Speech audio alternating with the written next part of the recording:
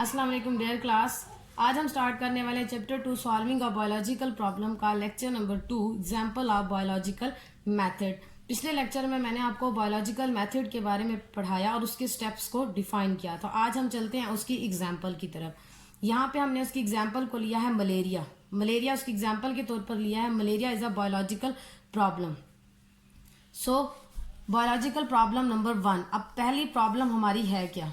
What is the cause of malaria, कि malaria की वजह क्या है। स्टेप 1 आ जाता है observations. The people and physician in ancient times had some observation on malaria. जो पहले ज़माने के या कदीम ज़माने के लोग थे और मॉलेज थे, उनकी कुछ ऑब्जर्वेशंस थी मलेरिया के ऊपर। For example that patient experience attacks of chills and fever, के जो मरीज होता है मलेरिया का उसको क्या लगती है, सर्दी लगती है और उसको बुखार होता है। Disease was more common among people who lived in low marshy areas, और ये बीमारी उन लोगों में ज्यादा पाई जाती है जो लोग मार्शी एरियाज मतलब दलदली इलाके में रहते हैं, ऐसी जगहों पर रहते हैं जहां पर गंदा पानी ठहरा रहता है।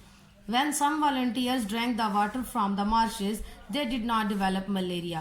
और फिर कुछ रजाकारों ने ये पानी पी कर देखा या मार्शेस का पानी पी कर देखा, they did not develop malaria, लेकिन उनमें मलेरिया नहीं हुआ। तो इससे एक हमारे पास नई ऑब्जर्वेशन आ गई कि then they began thinking, फिर उन्होंने ये सोचना शुरू कर दिया that stagnant water of marshes poisoned the air, कि मार्शेस का ये जो रुका हुआ ये जो खड़ा पानी है ये हवा को पॉइजन करता है। इसको पीने से मलेरिया नहीं होता, लेकिन जब ये हवा के अंदर जो हवा इस पानी के पास से गुजरती है ये उस हवा को जो है ना वो जहरीला बना देता है, और इसी बेस पर इसको नाम दिया गया था मलेरिया का। The Italian word mala means bad and aria mean air, means bad air. So work of Laveran. In 1878, a French physician, Lavarin, studied the ancient observations and work. 1878 में एक फ्रेंच फिजिशियन थे, doctor थे लवारन, जिन्होंने ancient जो कदीम observations थी उनको study किया और उस पर काम करना स्टार्ट किया। He observe the blood of a malarial patient under microscope. उन्होंने एक मलेरियल पेशेंट के ब्लड को माइक्रोस्कोप के नीचे ऑब्जर्व किया and notice some micro organism in the blood, और उसके ब्लड के अंदर उन्होंने कुछ माइक्रो ऑर्गेनिजम्स को देखा। He won the Nobel prize for his discoveries, और अपनी इस डिस्कवरी के लिए उनको नोबेल प्राइज भी मिला था। आफ्टर 5 years ऑफ लवेरन ऑब्जर्वेशन, लवेरन की ऑब्जर्वेशन के 5 साल बाद जब दोबारा इस चीज के ऊपर काम शुरू हुआ तो these micro organism was given a name Plasmodium. तो इन माइक्रो ऑर्गेनिज्म को तब तक ये नाम दिया जा चुका था प्लाज्मोडियम का। इट्स मीन के मलेरियल पेशेंट के ब्लड के अंदर जो माइक्रो ऑर्गेनिजम्स थे असल में वो प्लाज्मोडियम थे। अब हम आ जाते हैं स्टेप 2 हाइपोथेसिस एंड डिडक्शन की तरफ। बियोलॉजिस्ट डेवलप ए हाइपोथेसिस। तो लवेरन की जो ऑब्जर्वेशंस थी और उसके अलावा जो एंशियंट ऑब्जर्वेशंस थी उनको सामने रखते हुए बाद में बियोलॉजिस्ट ने एक हाइपोथेसिस बनाया that Plasmodium is the cause of malaria, कि प्लाज्मोडियम क्या है, मलेरिया की काज है। क्यों बनाया था? क्योंकि लवेरन ने मलेरियल पेशेंट के ब्लड के अंदर प्लाज्मोडियम को ऑब्जर्व किया था और बाद में इन बायोलॉजिस्ट ने भी वही सब कुछ देखा था। So for testing hypothesis made a deductions. तो हाइपोथेसिस को टेस्ट करने के लिए उसके ऊपर क्या बनाई गई, डिडक्शन बनाई गई। कि for example if plasmodium is the cause of malaria then all malarial patient should have plasmodium in their blood.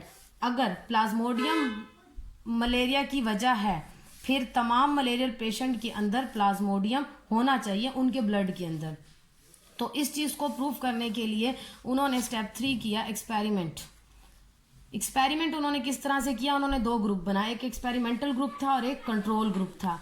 Experimental group के अंदर उन्होंने एग्जामिन किया the blood of 100 malarial patient under microscope. Microscope के नीचे उन्होंने 100 मलेरियल पेशेंट का blood observe किया। और control group examine the blood of 100 healthy person under microscope, और 100 हेल्थी पर्सन को भी के ब्लड को भी माइक्रोस्कोप के नीचे एग्जामिन किया।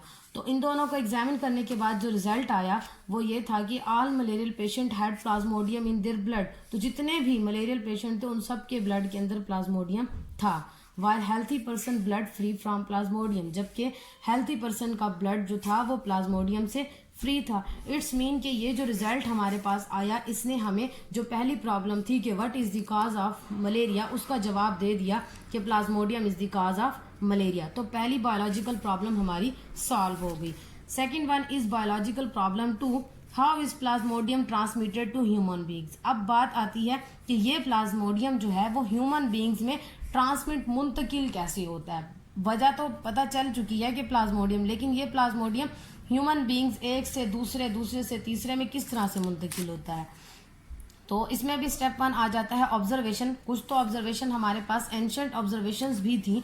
उसके अलावा in 1883 and American physicians Albert Freeman Africanus King listed 20 more observation about malaria. उन्होंने मलेरिया के ऊपर मजीद 20 ऑब्जर्वेशन दी, जिनमें से 3 यहाँ पर दी गई हैं। उन्होंने कहा कि people who slept in open places suffered from malaria more than people who slept in indoors. उन्होंने अपनी ऑब्जर्वेशन में कहा कि जो लोग खुले इलाकों में सोते हैं वो मलेरिया से ज़्यादा सफ़र करते हैं बानिस्बत उन लोगों के जो इनडोर्स मतलब अंदर सोते हैं। Individual who slept near a smoky fire usually did not gate malaria. और जो लोग ऐसी जगह पर सोते हैं जहाँ पर धुआं होता है, जैसे कि हम लोग देखते हैं या तकरीबन देहातों में हमने देखा भी है कि अपनी चरपाइयों के पास जो है वो कुछ सुलगा लेते हैं या कुछ इस तरह का कर लेते हैं ताकि मच्छर ना आए। तो वो वही चीज़ उसने भी ऑब्जर्व की थी कि जो लोग स्मोकी फायर ऐसी जगह पर सोते हैं जहाँ पर धुआं होता है, तो वहाँ उन लोगों को मलेरिया जो है वो नहीं होता है। और उसके अलावा people who use mosquito net suffered from malaria less than who did not use them. और ऐसे लोग जो सोते वक्त मॉस्किटो मच्छरदानी का इस्तेमाल करते हैं उनको भी मलेरिया कम होता है बानिस्बत उनके जो इसको इस्तेमाल नहीं करते हैं। तो ये सारी ऑब्जर्वेशंस जो है वो किसकी तरफ इशारा कर रही हैं, मॉस्किटोज की तरफ इशारा कर रही हैं कि मे बी मॉस्किटो जो है वो प्लाज्मोडियम को ट्रांसफर करने का सबब बनता है। अब आ जाते हैं स्टेप 2 हाइपोथेसिस और डिडक्शन की तरफ। एएफए किंग ने अपनी ऑब्जर्वेशन की बेस पर एक हाइपोथेसिस दिया था कि मॉस्किटोज ट्रांसमिट प्लाज्मोडियम। इसका मतलब है कि मॉस्किटो जो है वो प्लाज्मोडियम को ट्रांसमिट करते हैं। तो जाहिर सी बात है कि इसके ऊपर एक्सपेरिमेंट करने के लिए हमें डिडक्शन बनानी पड़ी। If mosquito transmit plasmodium then plasmodium should be present in mosquitoes. अगर मॉस्किटो प्लाज्मोडियम को मुंतकिल करता है तो इसका मतलब है कि मॉस्किटो के अंदर भी प्लाज्मोडियम होना चाहिए। ठीक है, तो अभी आ जाते हैं स्टेप 3 एक्सपेरिमेंट की तरफ एंड रिजल्ट। तो इसके ऊपर जो एक्सपेरिमेंट किया था वो किया था रोनाल्ड रॉस ने। So we discuss work of Ronald Ross. He was a British army physician who worked in India in 1880s. He performed experiment to test above deductions. ऊपर जो डिडक्शन दी गई हैं उनको टेस्ट करने के लिए उसने एक्सपेरिमेंट परफॉर्म किया था और अपने इस काम के लिए he also receive Nobel prize for his work. और उसने भी नोबेल प्राइज जो है वो रिसीव किया था। तो उसने 2 एक्सपेरिमेंट किए थे, एक मैन पर और एक स्पैरो पर। पहले आ जाते हैं मैन एक्सपेरिमेंट पर। He allowed a female anopheles mosquito to bite a malarial patient. उसने female anopheles mosquito, female anopheles mosquito means ये मॉस्किटो की एक टाइप है। मच्छरों की भी बहुत सारी स्पीशीज होती हैं, तो यहाँ पर जो ये इसकी स्पीशी है वो है Anopheles mosquito. To bite a malarial patient मतलब किस में पाई जाती है, तमाम मच्छर जो हैं वो प्लाज्मोडियम को ट्रांसमिट नहीं करते। ये एनोफिल मॉस्किटोज जो होती हैं ये गंदे पानी के ऊपर बैठने वाले मच्छर होते हैं। तो उन्होंने क्या किया कि एनोफिल मॉस्किटो को अलाउ किया कि वो एक मलेरियल पेशेंट को काटे। Then he killed the mosquito and found plasmodium multiplying in mosquito stomach. फिर उन्होंने मॉस्किटो को किल कर दिया और उसके बाद उसकी बॉडी के अंदर देखा कि मॉस्किटो के स्टमक में प्लाज्मोडियम अपना नंबर बढ़ा रहे थे। इट्स मीन के प्लाज्मोडियम मॉस्किटो के अंदर मौजूद थे। अब होना तो ये चाहिए था कि अब वो कुछ मॉस्किटोज को जो है ना वो एक हेल्थी पर्सन पर अप्लाई करते और उसके बाद देखते कि उसके अंदर प्लाज्मोडियम ट्रांसफर हुआ है या नहीं, लेकिन उन्होंने ऐसा नहीं किया क्योंकि वो डायरेक्टली किसी ह्यूमन बीइंग के ऊपर ये एक्सपेरिमेंट नहीं करना चाहते थे। तो अब वो आगे एक्सपेरिमेंट किया उन्होंने स्पैरो के ऊपर।